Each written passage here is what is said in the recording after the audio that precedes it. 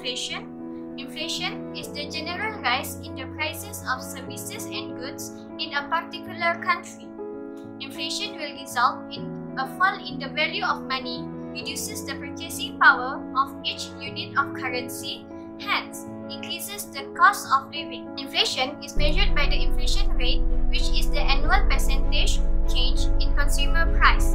Usually, country will measure inflation using these three indices, which are Producer Price Index (PPI), Consumer Price Index (CPI), and Personal Consumption Expenditure Price Index (PCE). The headline inflation for 2015 is 2.1%. In 2016, both the headline and core inflation is 2.1%. In 2017, the headline inflation is 3.7%. The headline inflation measured by the growth of the Consumer Price Index declined to 1.0% in 2018. Average headline inflation was lower at 0.7% in 2019.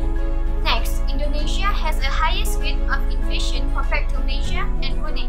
2015 was the highest registered annual average rate of inflation at 6.36%. In 2016, the rate decreases by 2.83% at 3.53%. However, the inflation rate increases in 2017 at 3.81%. Consequently, the rate decreases to 3.29% in 2018, and last year Indonesia annual average inflation rate amounted to 2.82%. Brunei inflation rate for 2019 was negative 0.39%. Brunei inflation rate for 2018 was 1.03%. Brunei inflation rate for 2017 was negative 1.26%. Brunei inflation rate for 2016 was negative 0.28%, a 0.21% increase from 2016. So what are the main causes of inflation? Some of the major reasons behind inflation is because of high demand and low supply of goods. This creates a demand-supply gap which leads to high in prices. It may be because of people are getting richer and have more money. People become richer might be because of they borrow money from the bank. Inflation will discourage saving and promote consumption because it is better to buy today if tomorrow everything will be more expensive. Next is excess circulation of money. This will lead to inflation as it loses its purchasing power. When people having more money, they tend to spend more, which causes increased demand. For example, when more people want to buy tomatoes price will rise. Government also influences inflation through taxation and fiscal policy. For example, before this, Malaysians have the taxation of GST. High MSPs on agricultural products, taxes on petrol and diesel or clothes can lead to rise in inflation. Next is cost-push inflation. This is where the cost in the business rises. There can be a lot of reasons for these rises. Firstly, raw material, especially oil, might become more expensive for a very nice reason, that is because of other countries are developing and doing well.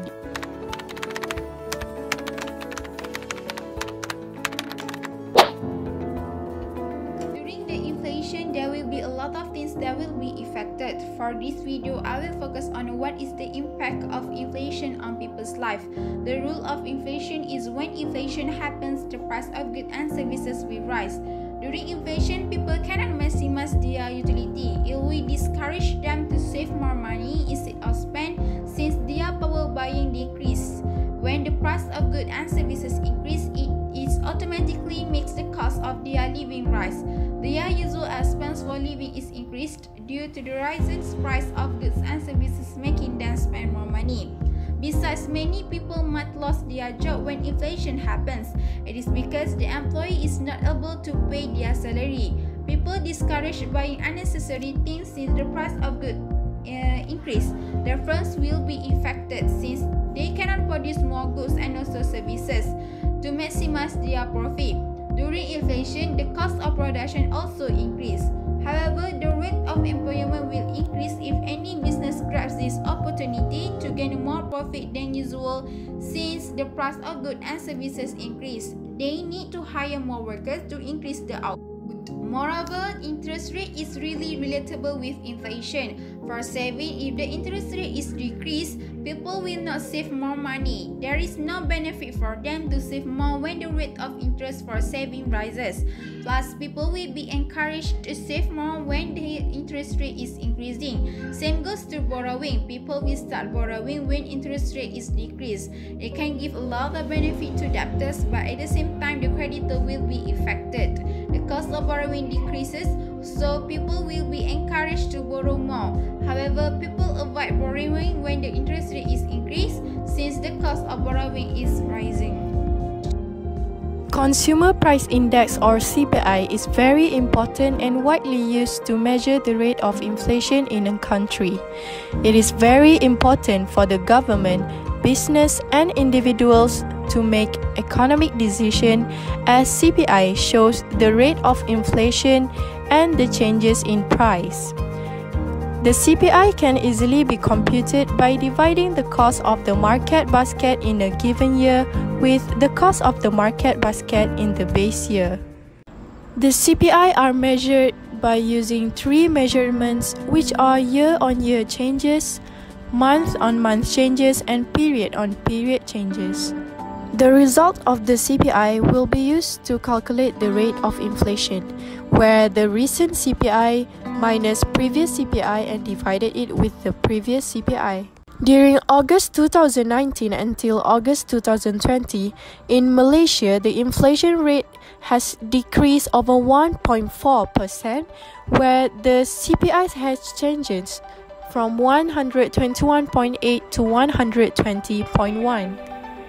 Whereas in Indonesia, the inflation rate has increased over 1.4% during October 2019 until October 2020, where the CPI has changes from 103.43 to 104.92. Let's take a look at how these countries handle inflation. For Malaysia, what they do is to change the interest rate to be adjusted upwards. It is because when interest rate is low, people are easy to borrow money. So much money spent in the market will lead to the increase of price, which is inflation. So apply statutory reserve ratio, where banks have to keep a certain minimum proportion of their deposits in the form of specified liquid assets. When this happens, banks cannot invest more money, therefore they will increase the interest rate to generate revenue. It will lead to people reduce borrowing loan and there will be decrease of demand. Therefore, Malaysia can control the inflation. We move to Indonesia. What they do to control inflation is by postponing large capital development projects and reducing government expenditure. This action will slow down the economic growth and control the increase of price of goods and services, which is inflation. Main action used by Brunei to control inflation is by developing a currency board management. Under a currency board, the management of the exchange rate and money supply are given to Brunei's monetary authority that makes decisions about the valuation of Brunei's currency. This monetary authority has direct instructions to back all units of domestic currency in circulation with foreign currency. A currency board operates similarly to a strong version of the gold standard. They maintain a fixed exchange rate against the Singapore dollar. To understand more regarding this idea, let's take a look at one example. Let's say Brunei's currency falls and they have no incentive to control the exchange rate. The foreign goods will be continuously more expensive, and as a result, the residents of Brunei will reduce the purchases of imported goods and will increase the demand of domestic goods. There will be an increase in the domestic aggregate demand, and Brunei may get demand pull inflation. Thus, we can see that a currency board management has a very important role in controlling the inflation.